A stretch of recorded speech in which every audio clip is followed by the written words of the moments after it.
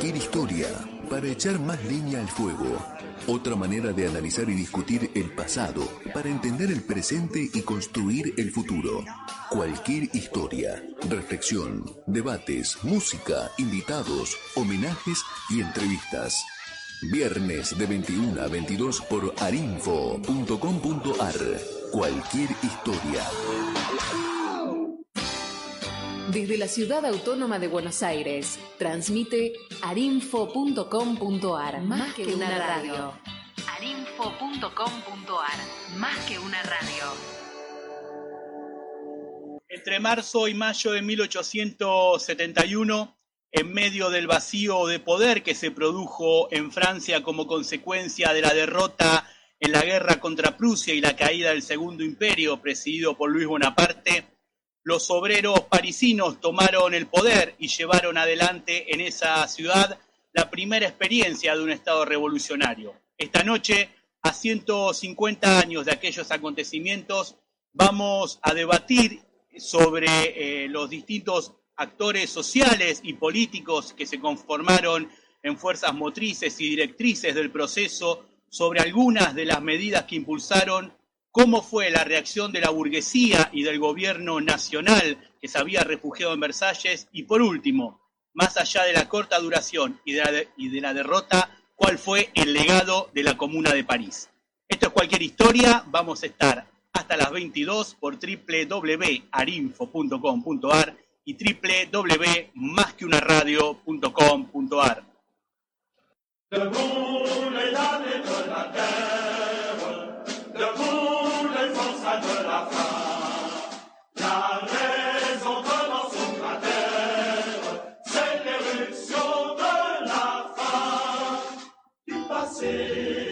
Escuchando de fondo La Internacional en francés, le vamos a dar la bienvenida a nuestro invitado de esta noche, a Eduardo Sartelli, profesor y doctor en Historia, egresado de la Facultad de Filosofía y Letras de la UBA, donde lleva adelante su tarea docente como titular en una de las cátedras de Historia Argentina 3. También forma parte de la Cátedra de Economía para Historiadores, también docente de la Universidad Nacional de La Plata, director en un colegio secundario, referente de la agrupación política Razón y Revolución, y preside el Centro de Estudios e Investigaciones en Ciencias Sociales. Eduardo, buenas noches, muchísimas gracias por acompañarnos. Buenas noches, y gracias a vos por invitarme. Eduardo, más allá de lo que dije al principio del contexto de la guerra franco-prusiana que termina con la caída de Napoleón Bonaparte, el comienzo de la Tercera República Francesa y la conformación del Segundo Reich alemán, ¿cómo era el contexto europeo y el contexto francés en esos últimos 30 años del siglo XIX? Mirá, si vos querés ubicar a la Comuna de París, tenés que colocarla probablemente en varias historias que van por diferentes carriles que se cruzan según el momento. Tenés una historia, si vos querés, económica detrás.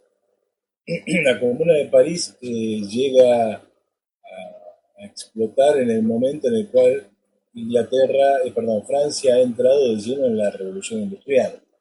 Es decir, está precedida por un grado de desarrollo muy elevado de las fuerzas productivas. Francia arranca un poco más atrás que Inglaterra en términos de desarrollo, pero toda la etapa del imperio es una etapa de gran desarrollo de las fuerzas productivas, de crecimiento económico y de desarrollo de la clase obrera. Entonces, el primer elemento así marco sería ese gran desarrollo de las fuerzas productivas en Francia, que va dejando atrás esa idea de nación campesina, esa idea de un país en el cual la revolución burguesa todavía no ha desplegado toda su fuerza, sobre todo en el campo de la transformación de la economía. Ese es el primer elemento. Tenés ligado a esto un elemento de desarrollo social muy fuerte que ya anunciamos, es decir, hay un proletariado francés ya sobre la mesa. Ese proletariado francés ha hecho alguna aparición allá por el 48, y dio pie de alguna manera a la sensación de que algo estaba pasando en el mundo de las clases subalternas, esta idea de la aparición de un fantasma, ¿no? Que no podía ser sino un fantasma teórico, en la medida en que los sujetos sociales no estaban todavía definidos en el sentido que van a estarlo más adelante. Es decir, la potencia de un proletariado urbano en Francia se va desarrollando más tardíamente que en Inglaterra. Y tenés un escenario político muy convulso que puede ser pensado de dos maneras. Pensado en la línea que va o que une el desarrollo de la revolución burguesa o también en la línea que une el desarrollo de la revolución socialista. ¿Por qué digo esto? Porque Francia hace su revolución burguesa, que tiene una gigantesca conmoción en toda Europa. No es la primera revolución burguesa y no es la primera revolución triunfante. Ni siquiera es el primer rey cuya cabeza cae como producto de una revolución burguesa. Pensemos en la revolución inglesa de 1640, el triunfo de Cromwell y el establecimiento de la única república que ha tenido alguna vez Inglaterra. De modo que hay una revolución tan o más importante, y en términos de la historia del capitalismo tal vez más importante de la revolución francesa, que la revolución inglesa de 1640, que incluso produce una cantidad de desarrollo intelectual, teórico, de ideas, que después de alguna manera se asocian exclusivamente a la Revolución Francesa, a las nuevas ideas, pero en realidad cuando uno ve las nuevas ideas, esas ideas son inglesas, en su mayoría, o tienen una inspiración allí. Lo que le da a la Revolución Francesa su lugar tan preeminente en la historia es el impacto que tiene sobre el resto de Europa. A diferencia de la Revolución Inglesa, que es una revolución contenida en la isla, la Revolución Francesa es, digamos, como alguien ha señalado, madre de revoluciones, ¿no? Incluso Allende los mares. De hecho, la Comuna de París va a presenciar un episodio cuyo punto de partida está en la Revolución Francesa, que es el desarrollo del capitalismo alemán. El capitalismo alemán va a recibir un impulso particularmente importante con las reformas napoleónicas. No solamente en términos de reformas económicas, sino sobre todo en términos de reformas políticas. Alemania es un continente de pequeños principados, ducados, etcétera, etcétera, y la aparición de Napoleón, el código napoleónico, las reformas, crean una superestructura burguesa que empieza a desarrollarse. Y, digamos, para Alemania, que en esa época no era Alemania, o sea, cuando uno habla de Hegel y dice Hegel es el pensador alemán, en realidad está cometiendo un anacronismo, porque Alemania no existía. En realidad, incluso el espíritu, por decirlo de una manera romántica, a la época, el espíritu de la nación alemana comienza a nacer como resultado de lo que muchos piensan o sienten como la humillación francesa, la humillación napoleónica. Napoleón pasea por Alemania como dueño. Y el último punto de ese episodio lo va a dar en la Comuna de París, el ejército prusiano entrando a Versalles, obligando a Francia a aceptar una paz muy deshonrosa y sobre todo consagrando como Kaiser a Guillermo I en el mismo lugar donde Napoleón sometió a todo el mundo, en el Palacio de Versalles, una especie de venganza histórica, ¿no? Entonces, la Revolución Francesa es el punto de partida de un despliegue de toda la política burguesa en el continente, porque es la llegada al poder de la burguesía en el continente. Y a partir de ahí vamos a ver, sobre todo en Francia, un ciclo de la revolución que no termina. Cuando se cae Napoleón y empieza la ardua tarea de construir una política burguesa, una superestructura burguesa que va pasando por disputas entre republicanos, monárquicos, división de fracciones burguesas entre diferentes monarquías, los borbónicos, los orleanistas, y todo eso siempre mediatizado por algún hecho conmocionante que le da a la política francesa un aire de revolución permanente. ¿Sí? 1789, 1830, 1848, 1871. ¿No? Es decir, hay una tradición revolucionaria en la burguesía francesa que se va agotando a lo largo del siglo, pero que va alimentando una tradición revolucionaria no burguesa. Digamos, de alguna manera el 48 da en la política burguesa como una especie de paréntesis en la creación de ese fenómeno tan extraño que es el reinado de Napoleón III. Napoleón III es el sobrino de Del Napoleón. tío. Claro, en realidad, digamos, como Víctor Hugo lo definió, ¿no? Víctor Hugo lo llamaba Napoleón el Pequeño, en comparación con Napoleón el Grande. Todo el mundo se olvida que existió un Napoleón II, digamos, que fue el hijo de Napoleón, Rey ¿no? de Roma, ¿no? Si no me equivoco. Que murió como rey de Roma, nunca llegó a hacer nada, ¿no? Con ese título honorífico. Napoleón III va a encaminar, va a desarrollar un régimen que en las ciencias políticas y en particular en el marxismo, digamos, ha dejado como una marca, que El es bonapartismo. el bonapartismo. Tan caro, una categoría tan cara en análisis político marxista, sobre todo para la Argentina, porque el marxismo argentino interpreta, una parte del marxismo argentino interpreta al peronismo como un fenómeno bonapartista. Y de hecho, muchos, yo me cuento entre ellos, consideramos que la categoría populismo describe mal ese fenómeno que solemos asociar a Chávez, a Evo Morales, a Perón, o a Cárdenas en el pasado. Eh, y esa categoría de populismo sería mejor reemplazada por la de bonapartismo, que describe un poco las contradicciones del régimen político de un sistema político burgués que no termina de asentarse a lo largo del siglo.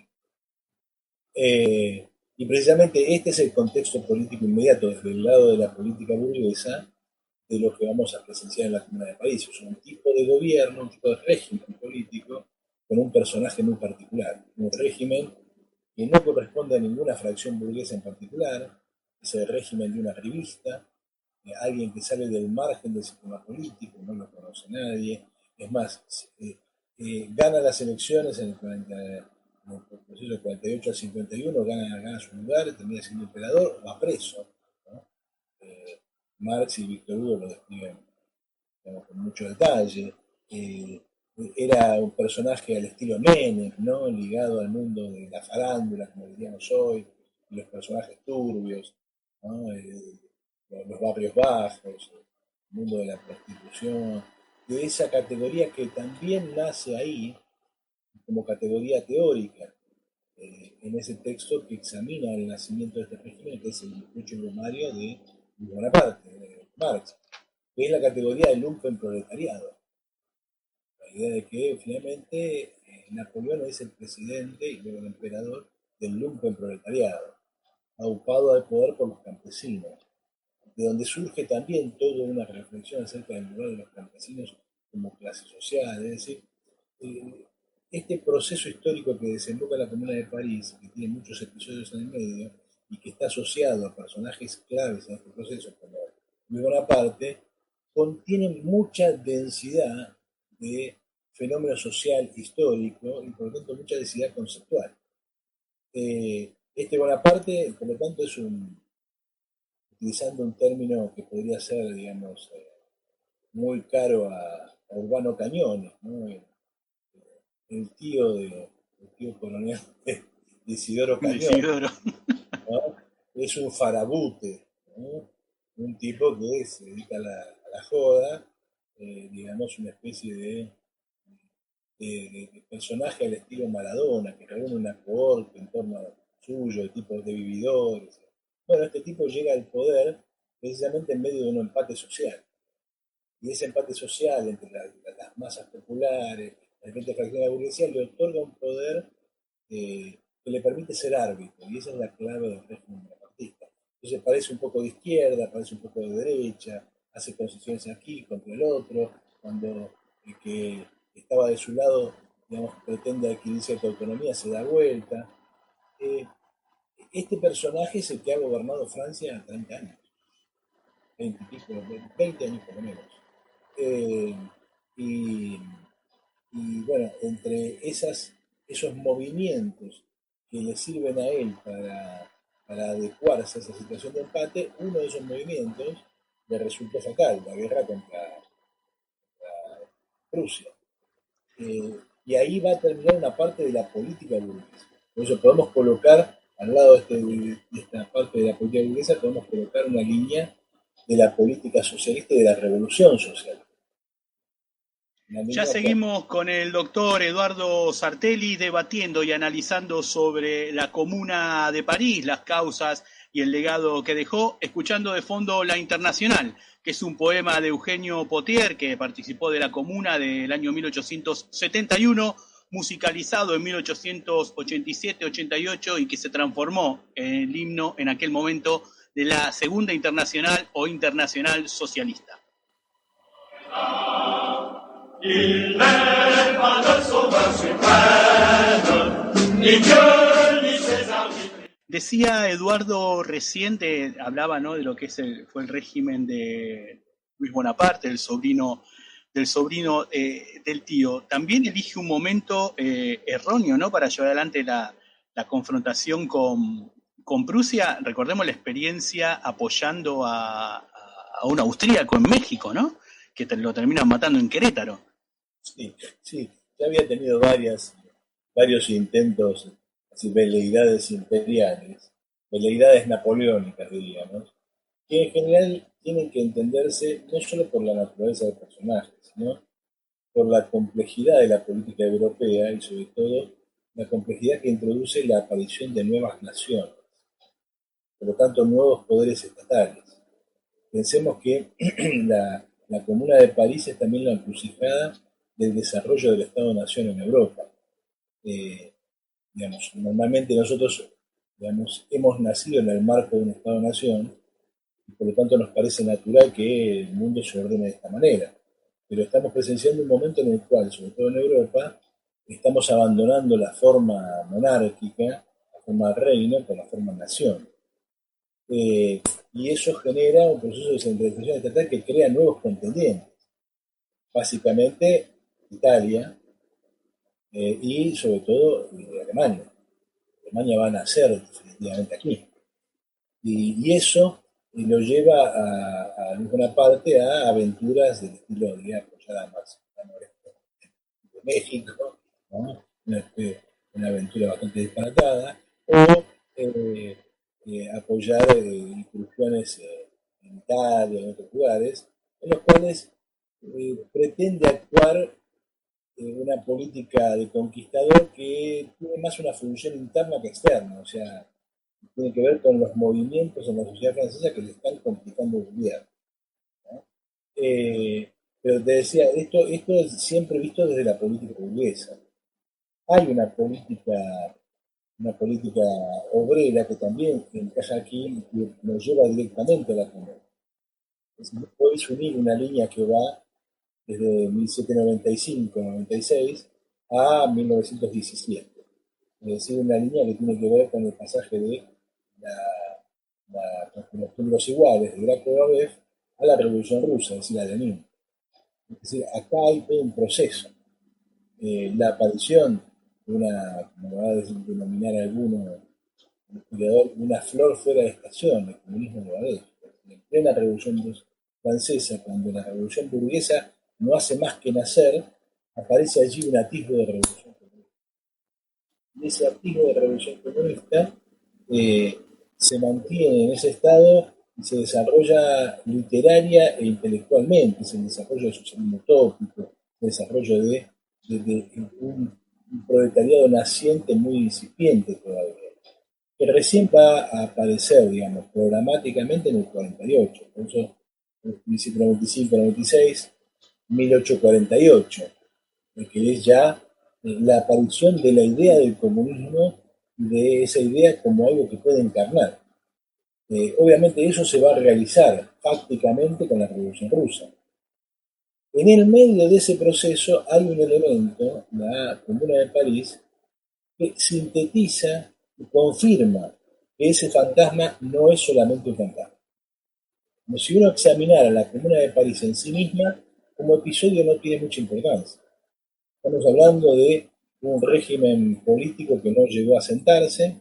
La comuna es más una declaración y es más una situación momentánea en un contexto de vacío de poder, en un proceso en el cual se desploma el Estado francés producto de la invasión. Encima la Comuna de París duró 2 meses, que vivió en una situación de sitio y guerra permanente que, digamos, a ningún gobierno de ningún tipo le hubiera dado tiempo para hacer absolutamente nada más que defenderse y prohijar algunas ideas. ¿Tuvo posibilidad de apoyo de algunos otros levantamientos en Francia o no prosperaron? Sí, lo que pasa es que, es más, en algunos casos se buscó eso.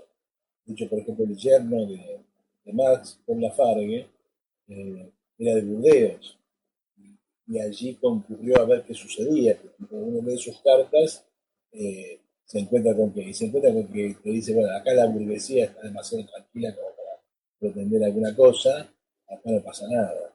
En otros lugares como Lyon, las partes de Francia que tenían un arraigo obrero mayor, había situaciones que remitían a posibles apoyos, pero en general fue un fenómeno parisino.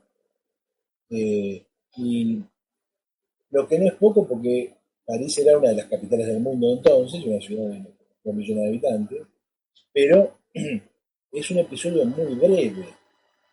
Y si uno no lo toma románticamente, se da cuenta de que como episodio no tiene mucho para enseñarnos. Es un episodio que románticamente puede ser levantado y exaltado, de hecho los contemporáneos lo van a hacer. Marx va a hablar de la Comuna de París como un ejemplo práctico de dictadura del proletariado. También le va a señalar errores que Lenin supo entender, eh, pero no precisamente para organizar una Comuna de París. Ahí están las contradicciones. Lenin escribe el estado de la revolución y reivindica a la Comuna de París como antecedente de un estado, una dictadura del proletariado. Pero lo que Lenin construye no es eso. Y entonces ahí empiezan los primeros problemas con la Comuna de París, cuando uno sale de la anécdota y sale de una situación de embeleso romántico. Y sí, son gente que se atrevió a pelear, a discutir el poder, que practicó una especie de democracia directa, que digamos, separó la iglesia del Estado, que tomó medidas sociales que eran muy simpáticas para la época. Eh, pero objetivamente la Comuna de París en términos concretos no es mucho más que el ejemplo de algo. ¿Sí? Eh, Ni siquiera llega a ser una dictadura de proletariado, ni siquiera llega a imponerse como tal. En realidad, bueno, lo primero que le va a criticar Marx a la Comuna de París es no haber avanzado sobre Versalles. Es decir, no haber digamos, no haber pensado el problema del poder. Y en la Comuna de París hay mucho personaje heroico, mucha cosa heroica, pero no hay una cabeza y no hay una dirección. ¿Se Eh, mantuvieron dentro de la legalidad, Eduardo? no, porque la legalidad, digamos, primero no tenía ningún arraigo, cae el imperio y, digamos, todo se disuelve, hay un vacío de poder. Eh, y de hecho crean otra legalidad, en eso consiste la comuna. Hay una legalidad que está en formación y hay un Estado, un protoestado proletario, una república de proletarios, que está en un modo potencial. Pero insisto con esto, eso duró 60 días. Y no se planteó el problema del poder, no porque no pudiera representar otra estructura política, otra posibilidad de otra clase gobernando, sino porque no lo realizó. O sea, tendría que haber avanzado sobre Versalles, tendría que haber liquidado a Thiers, digamos, ante la burguesía, y no lo hizo. Y uno puede discutir mucho sobre por qué no lo hizo, pero hay cosas que tienen que ver con las revoluciones que a veces remiten al problema y a la contradicción de Lenin. ¿Por qué alguien escribe eh, una apología de la Comuna de París y después arma un Estado cuya función es la represión de propios y extraños? Y entonces ahí vamos a los problemas reales del poder. ¿Sí? Porque tenía que gobernar. No solamente porque tenía que gobernar, sino porque el poder es mucho más que una fórmula. ¿Sí? Anoche discutía con unos amigos peruanos en una entrevista que me hicieron acerca del gobierno de Castillo. Bueno, muy bonito el discurso de Castillo, bueno, en realidad bonito no es, porque es una persona de Castillo muy nefasto, pero digamos, mucha gente se entusiasma porque viene de un partido ligado al PC, hecho al marxismo, Perú Libre y cosas por el estilo. Y yo digo, mira, sea como sea que vos valores las palabras de Castillo, terminó el tiempo de las palabras, ahora el tiempo de los hechos. Bueno, se puede hablar mucho de la necesidad de abolir el Estado, la necesidad de una democracia directa, ¿no? Pero después hay que entrar al mundo de la política real. Y el mundo de la política real es el mundo de la guerra civil.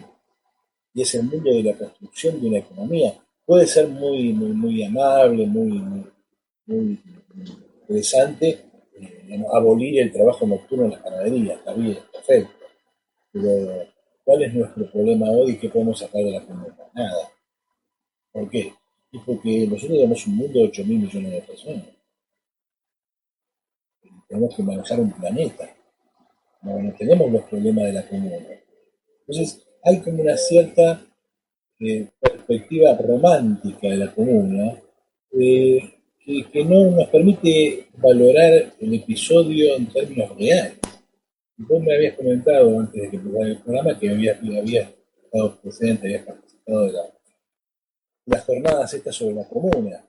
Y si vos recordás mi intervención allí fue muy anticlimática, porque estaba todo el mundo, no en la comuna esto, la comuna lo otro, y está bien, pero Sí, la ni Marx se salvó de su no, claro, argumentación. pero que es un problema ese, es un problema porque Marx tenía sus problemas, los comuneros tenían sus problemas y nosotros tenemos los nuestros. Y no es creando un mito romántico que vamos a resolver. La comuna es un hecho heroico, lo que está lleno de símbolos, qué sé yo. Vos vas a París y la comuna te late, o sea, vos subís a Montmartre y ahí está la catedral de Sacré-Cœur y claro, vos estás viendo ahí a los comuneros en acción y ves como después le encajaron una iglesia arriba para tapar el rojo proletario con la iglesia. Está bien, pero todo eso es simbólico. Ahora tenemos que pensar varios problemas que deja la comuna. Que Lenin los va a resolver, pero no los va a resolver en el sentido de la comuna. E incluso te diría, la solución de Lenin no es la nuestra. Digo, cuando digo no es la nuestra es porque yo me paro en cierto lugar, que no tiene por qué ser el tuyo, ni el compañero que está en control, ni tampoco tiene por qué ser el punto de partida de la reflexión de quien nos escucha. Yo me paro desde el punto de vista socialista, de alguien que quiere hacer una revolución. Y en función de eso pienso la comuna, no como historiador. De paso, como un historiador que quiere hacer una revolución.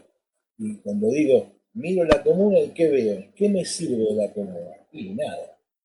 Solo enseñanzas negativas. Una de esas enseñanzas negativas la va a ejecutar Lenin. Fuera del poder todo es emoción. Acá el problema es el poder.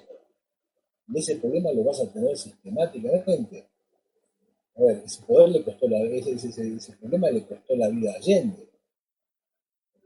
Ahora, si vos resolvés ese problema, el problema del poder, tenés otro problema, que es el que ha asolado a la experiencia socialista. El problema de que ahora el poder lo tenés vos, lo ejercés vos y el que mata sos vos. Y ahí nosotros publicamos en Acción de Revolución, tenemos una editorial, CRR, tenemos una biblioteca que se llama Militante, y estamos traduciendo novelas directamente de ruso. Esa es el gran traductor argentino, se llama Alejandro González, que es una eminencia de la traducción del ruso al castellano. Y tradujimos una novela que se llama La Astilla, de Vladimir Sassouli. Como todo el mundo conoce la literatura rusa posterior a la revolución, algunos rusos que cayeron bien en Occidente, o porque eran más bien de derecha, ¿no? Tipo Akhmatova, eh, o porque eran tipos muy anticomunistas. El archipiélago Gulag. Se me escapa el nombre. Solzhenitsyn, ¿sí? También algunos comunistas, porque de alguna manera había que quedar bien con la Unión Soviética, que Shakalov, ¿no? Pero, digamos, tenés esa literatura que es muy conocida. Y la otra literatura que es muy conocida es la previa a la Revolución. Chekhov, Dostoyevsky, Gorky. Gorky, incluso Gorky, sí, Gorky también, lo que pasa es que Gorky está medio ahí hasta el camino, ¿no? No, los clásicos rusos, siglo XIX, Chekhov, Tolstoy, esa gran literatura realista clásica, rusa. Ahora hay un conjunto de tipos que escribieron durante la Revolución. Y es muy interesante ver a esos tipos escribir durante la Revolución, porque son los que buscan los problemas que la Revolución, que la Comuna de París no puede resolver, ni puede hacer. Uno es el problema de la violencia, ahora el poder lo tenemos nosotros, está bien, resolvimos un problema, ahora el poder lo tenemos nosotros, pero el poder solo existe para ejercerse, y el poder básicamente es la capacidad de ejercer violencia. O sea, ahora los que matamos somos nosotros. Entonces la astilla de Vladimir Zazulin es una apología de la checa. Una novela que es la apología de una máquina de matar, la checa. Expliquémosle, Eduardo, a los que nos están escuchando, que la checa era la policía secreta de la Unión Soviética, ¿no? Es la primera policía secreta, la que después va a ser la KGB. Exactamente. ¿No? Digamos, de ahí han salido todos los grandes burócratas de la Unión Soviética. El último de todos es Putin, digamos, ¿no? O sea, es la gente que sale de ahí. Que nos va a mandar la vacuna en cualquier momento. No, claro, sí, ¿no? Es esa gente que te vacuna. Sí, ¿no? No, y bueno, esa gente, digamos, uno se pregunta, ¿por qué Zazulin hace la apología de la checa? Una policía secreta armada por Lenin, no por Stalin. Acá Stalin todavía no existe, es un menor poder. ¿Sí? ¿Por qué? Y por una razón sencilla, los socialistas somos educados en la idea de que queremos un mundo pacifista, un mundo sin violencia, un mundo de respeto a los individuos. Nosotros también somos educados para eso, pero la vida política real no es eso. Y entonces Zazulin escribe Zazulin que después va a ser víctima de Stalin, o sea, a Zazulin lo van a detener, lo van a fusilar, ¿no? Escribe una apología de la checa diciendo, bueno, por suerte, ¿no? Por suerte hay compañeros que son capaces de hacer esto, porque si no, la República de los Soviets estaría completamente desvestida frente a los poderes reales, frente al imperialismo. Pensemos que esto se arma en el contexto de la guerra civil. O sea, todo el mundo contra Rusia. El gobierno bolchevique asediado por todos lados, en medio de la miseria, etcétera, etcétera. Con lo cual, la checa cumple una función esencial para perseguir a los espías, a los traidores, a todo. Bueno, pero esa es la discusión del poder real. Vos fíjate que Lenin arma eso, y el tipo que arma eso es el mismo tipo que se encuentra poco antes de la revolución cerrando un libro sobre la Comuna de París, diciendo, bueno, dejo acá porque es más interesante que escribir sobre la revolución hacerla. ¿No? Bueno, pero esos son los problemas que te plantea la Comuna de París. Ya seguimos con el doctor Eduardo Sarteri debatiendo y analizando sobre la Comuna de París hasta las 22 por www.arinfo.com.ar y www.masqueunaradio.com.ar. Escuchando de fondo La Comuna de Jean Ferrat, seguimos en la entrevista con Eduardo Sarteri. El primer audio que escuchamos era de la película La Comuna del año 2000-2001 de Peter Watkins, que es una película que dura aproximadamente 5 horas y media, así que tenga tiempo de verla, lo recomiendo. Se dio en el Bafisi este año, pero bueno, hay que tener 5 horas y media. Después le pegamos Sinfonía de un Sentimiento y bueno, directamente al revólver después de eso. Hablaba Eduardo de Lenin, de lo que llevó adelante. Es el, no sé si el único, pero quien mejor lee lo que fue la experiencia de la Comuna. No, yo creo que la lee más.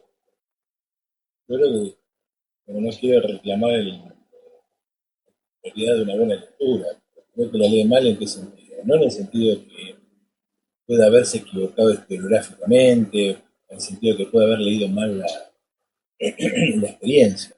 Digo, me Eh, refiero a no repetir los errores de la comuna en pos de, ¿no? de tomar el poder y ejercerlo, como decía antes. claro, el tema es que no hay errores en la comuna. ¿En qué sentido? Que la comuna no sirve como experiencia. Digamos, cuando yo digo que Lenin la leyó mal, me refiero a esa última oración del Estado de la Revolución. Porque en realidad los problemas de la revolución empiezan con la Revolución Rusa. O sea, ahí estamos hablando del poder real. Ahí estamos hablando de la historia real. La experiencia de la comuna no sirve para pensar esos problemas. Digamos, a lo sumo es, yo insisto con esto, he estado digamos, preocupado por este problema, de cómo se arma una sociedad socialista en un mundo de 8.000 millones de personas. Eh, y ese punto es particularmente delicado. ¿En qué sentido? En que si no terminamos en la reivindicación puramente romántica, eh, Lenin pensó, creía, estaba convencido de que algo así se podía hacer. Y la historia demostró que no. Y demostró que no porque los problemas que surgen cuando salimos de una pequeña ciudad asediada, de una pequeña ciudad donde el Estado se ha desplomado solo, de una pequeña ciudad que a lo sumo protagoniza hechos heroicos durante 60 días, y entramos en el mundo real, las cosas son muy distintas, son muy distintas. La magnitud de los problemas son infinitamente superiores. Por eso, ¿qué se puede aprender de la comunidad? Poco, realmente poco. Yo insisto sobre este punto. Eh, Estaba, digamos, trabajando en un par de ponencias para unos congresos sobre el problema de la utopía que porta la comuna. Y la utopía que porta la comuna puede ser útil para los típicos personas, no puede ser útil para una sociedad relativamente avanzada y de personas. Eh, Pensar lo siguiente, eh, hay un punto en el cual cuando vos examinás el fenómeno de la comuna, en el cual vos lo primero que te preguntás es cómo es posible mantener eh, la participación popular en un país de 2 millones de kilómetros cuadrados, como Argentina, con 45 millones de habitantes desparramados por toda esa geografía, en un contexto revolucionario. ¿Cómo haces? Imagínate que si eso ya es un problema para nosotros, lo que debe haber sido para la Rusia de Lenin, con decenas de millones de habitantes, decenas de millones de enemigos, cada campesino era un enemigo de la revolución socialista, ¿no? Era muy amigo hasta que le entregaron la tierra, ¿no? Entonces, ¿cómo haces en ese contexto?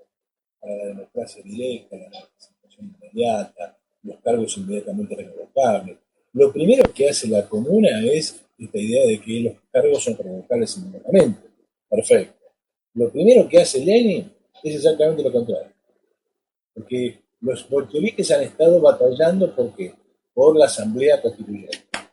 Un tema que después se va a transformar en el leitmotiv de los trotskistas de todo el mundo. Y vos querés saber si alguien es trotskista, decís A, si el tipo te dice automáticamente Asamblea Constituyente, es trotskista.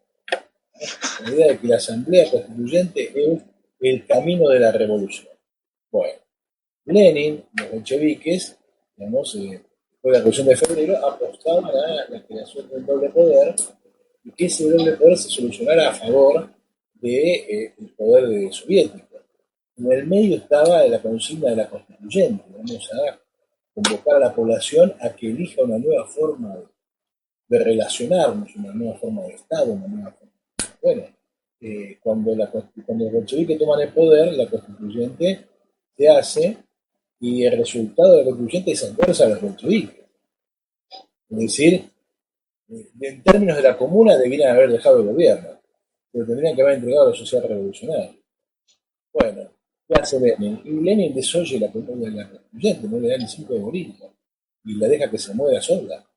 ¿Por qué? Y porque él tiene el poder del sólido, que es el poder real, y la constituyente es un organismo sin más vida que lo que le da el voto de gente que te vota pero después no te defiende. Entonces, lo primero que hace Lenin es declarar su no revocabilidad. O sea, a mí no me revoca nadie. te cuentan como la experiencia de la comuna, por un lado y esto por el otro. Ahora, ¿cómo te imaginas que va a ser el futuro? ¿Más cercano a la experiencia de a mí no me revoca nadie? ¿O más cercano a la experiencia de sí, ahora jugamos a la jiqueada de la estudiantina de la democracia directa? No estamos en una facultad de filosofía y letras en una asamblea en el año 58, donde alguien se puede parar y muy orondamente gritar que los oradores no tienen que usar micrófono porque eso es un instrumento de poder. Ese tipo de piadas, vos te reí, pero yo participé de una asamblea donde un miembro de la asamblea, año 2003, me acuerdo, vamos, intervino en la asamblea diciendo que no había que usar micrófono.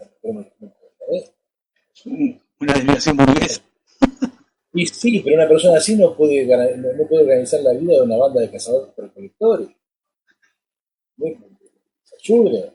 Entonces, ahora, el contexto de la comuna tiene más que ver con el bolsón, la vida real. Si vos querés, tiene más que ver con Anarres, por tomar una novela que recoge la experiencia de la comuna. ¿No? Los desposeídos de Úrsula Le Guin imagina un mundo donde hay un planeta y su luna.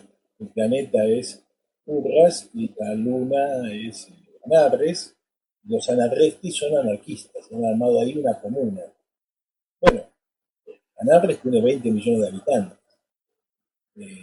Todo sucede de alguna manera más o menos automática al estilo de el hombre nuevo del Che Guevara, es decir, todo el mundo hace eso porque está convencido. No fue una revolución de ningún tipo porque en realidad los expulsaron de Urras y terminaron armando su utopía allí. Bueno, pero pareciera que es lo único que podemos imaginar. O sea, algo chiquito, algo controlable, donde todos nos veamos las caras, donde la participación esté dada porque somos todos vecinos. Bueno, ese no es el mundo en el que estamos. Por eso pareciera que para el mundo en el que estamos la única imaginación posible es la imaginación distópica. O sea, cuando alguien piensa en el mundo actual, ¿en qué piensa? Y piensa en The Walking Dead.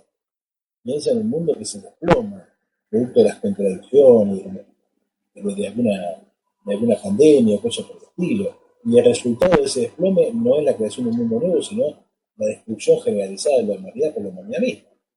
Conclusión. Si pudiéramos, digamos, cerrar aquí, porque supongo que no nos queda mucho tiempo. En realidad, la Comuna de París es un camino cerrado de la revolución. Y el problema que tenemos es cuál es el camino que se abre ante nosotros, un mundo de 8.000 millones de seres humanos. Por eso me parece que cuando uno festeja la Comuna de París, no digo que no haya que festejarla, pero habría que festejarla de un modo problemático. Yo sé que esto es muy anticlimático, decir que esto, digamos, no quiero decir que te cagué el programa, pero hay un punto en el cual, digamos, te lo tengo que decir así, es decir, si uno se va a tener a los hechos, a la realidad, a los problemas políticos que están metidos acá, la Comuna de París es para festejar lo que no puede ser. Igual le digo, Eduardo, por los mensajes que están llegando, no me cagó el programa, sino al contrario, lo enaltece con su presencia. Bueno, espero que sí. Cualquier historia para echar más leña al fuego. Otra manera de analizar y discutir el pasado para entender el presente y construir el futuro. Cualquier historia, reflexión, debates, música, invitados, homenajes y entrevistas. Viernes de 21 a 22 por arinfo.com.ar. Cualquier historia.